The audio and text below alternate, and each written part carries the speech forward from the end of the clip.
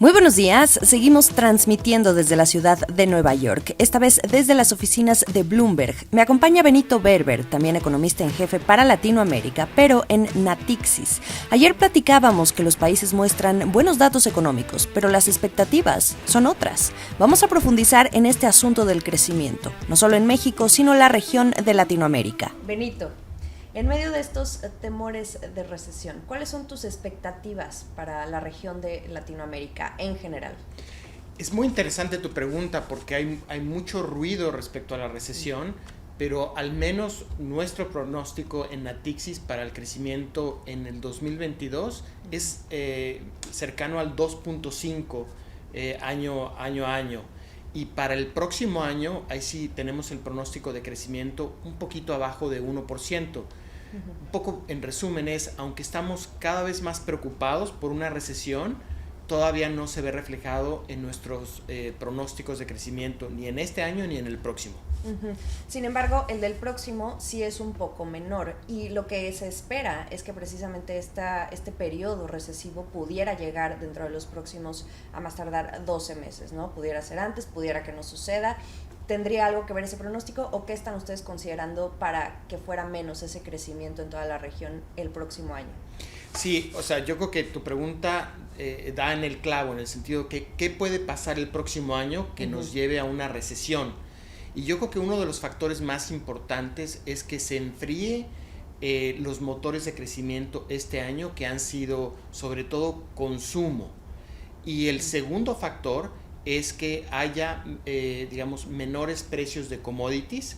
Y como sabes, pues la región es productor de commodities, de todos los commodities, petróleo, cobre, maíz, trigo. Entonces, digamos que esos precios de commodities que han sido muy altos, en parte por disrupciones de oferta, el próximo año sean mucho menores y eso, digamos, tenga un impacto negativo en la región.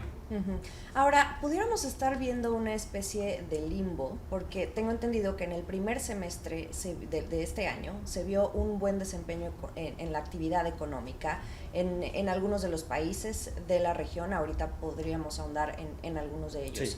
Sin embargo, esas expectativas de crecimiento económico pudieran no estar en línea con lo que estamos viendo ya en los datos palpables, sino que se están agravando. ¿Qué está sucediendo? Sí, es verdaderamente fascinante porque, digamos, nuestros pronósticos de crecimiento, al menos los míos, pero he notado que la mayoría de los economistas y de los bancos centrales hemos estado aumentando el pronóstico de crecimiento en el 2022.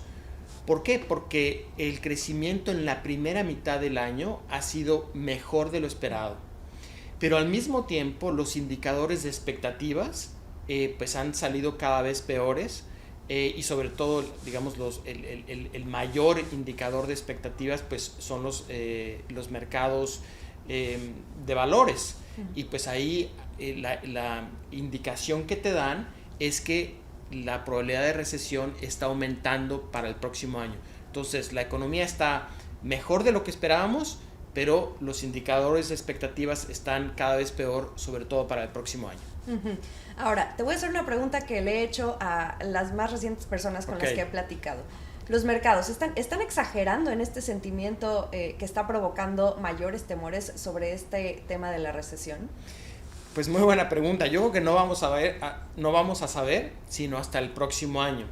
Ahora, en parte, digamos que los mercados vienen de una racha muy fuerte por, digamos, tasas de interés muy bajas y, digamos que el año pasado, pues la inflación no era un problema tan fuerte. Y digamos que no había el problema de la guerra y digamos que al menos en China, el resto del mundo estaba como que saliendo de COVID, ¿no? Y eso era muy positivo. Y China no tenía ese problema. El resto del mundo ahora está como que mejor en términos de COVID, pero China, que es la segunda economía más grande del mundo, pues está teniendo problemas en términos de lockdowns y otro tipo de cosas. Y eso está frenando muchísimo la economía. Entonces, Aunque están los estímulos que recientemente se anunciaron y que tiene un poco Exactamente. calmados a los mercados, sobre todo en el tema de las materias primas. Exactamente, ¿no? Digamos que en el corto plazo hay cierta estabilidad, pero la pregunta es que si estos estímulos puedan durar durante mucho tiempo, y ahí sí hay más duda que los estímulos tanto monetarios como fiscales en China puedan tener un efecto, digamos, multianual. Los mercados están exagerando o no. Bueno, los mercados siempre están en lo correcto hasta que no lo están, ¿no? Entonces yo diría que por ahora en parte están descontando o vienen de niveles muy altos, y en parte sí hay una mayor probabilidad de recesión para el próximo año. Yo diría que eso explica por qué ha sido tan brusca la caída en los mercados. Y bueno, vamos a ver si están en lo correcto o no respecto al próximo año. Puro sentimiento, pero ahora vámonos a la parte económica. Regresando a la región, México y Brasil, los países más importantes de Latinoamérica, ¿qué perspectivas de crecimiento tienen? Fíjate que es la misma para este año. Es 1.9 para el 2022 en los dos países. Tal vez en Brasil crezca un poquito más, tal vez alrededor de 2.1. Con todo y que es año electoral. Con todo y que es año electoral, precisamente por las últimas cuestiones que pasó el Congreso de mayor ayuda, digamos, en términos de menores impuestos a las gasolinas, el etanol, y mayores transferencias a la gente dentro del programa Auxilio Brasil. Eso le va a ayudar a la economía brasileña. Por otro lado, digamos que el escenario de crecimiento en Brasil el próximo año con menores precios de commodities se ve más complicado, y tal vez digamos esté alrededor de 0 o entre 0 y 0.5. Y yo creo que en México el crecimiento, y ahí soy un poco el más negativo, estará entre 0.5 y 1. El resto del mercado está más positivo en México. Pero yo creo que, digamos, aún con mi escenario tan negativo en México, será mejor que el crecimiento en Brasil. ¿Y cuál es tu mayor preocupación para el caso de México? Bueno, pues es una desaceleración en Estados Unidos, como siempre, ¿no? Y digamos que Estados Unidos viene de un crecimiento fuerte, pero ya empiezan, digamos, a haber mucho ruido respecto a un freno muy fuerte, incluso en el último trimestre de este año, ¿no? ¿Pudiera ser el país de Latinoamérica que menos o que más impacto recibiera en caso de que llegue la recesión por parte de Estados Unidos? ¿O qué otro país de Latinoamérica pudiera tener estos mismos focos rojos? Bueno, en general, México es el que se ve más impactado por digamos, el lazo tan fuerte que tiene en el sector manufacturero. Claro. Pero digamos, si tú tienes a Estados Unidos y China y Europa con menor crecimiento, pues digamos, en su conjunto, pues eso deprimiría el precio de los commodities, y entonces a través de ese canal se ve impactado el resto de Latinoamérica, sobre todo en Sudamérica, que Chile. Sí es más, es Chile a través del cobre, Chile y Perú a través de metales, cobre. Argentina, Brasil, digamos todo el complejo de commodities, petróleo sobre todo impactando Ecuador, Colombia, ¿no? Sería más o menos el impacto el próximo año.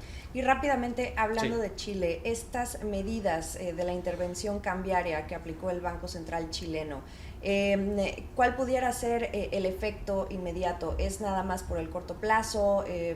¿Es nada más una medida para controlar lo que está ocurriendo ahora? ¿O qué otras implicaciones ves a partir de esta última medida del Banco Central? Sí, es muy interesante porque el Banco Central había dicho que no iba a intervenir. Una lectura cínica de ese primer anuncio es de que sí iban a intervenir. Pero tal vez, digamos que el anuncio, el comunicado respondió a, digamos, una situación política, porque, digamos, el ministro de Hacienda dijo que el banco tenía que decir cuál era su posición respecto a eso. La vocera del gobierno también dijo un poco, bueno, el Banco Central debería de intervenir o debería definir su posición respecto a intervención, y entonces el Banco Central dijo no hay las bases para intervenir. Después vino el comunicado digamos de prensa dentro de la política monetaria, y también no mencionó la intervención.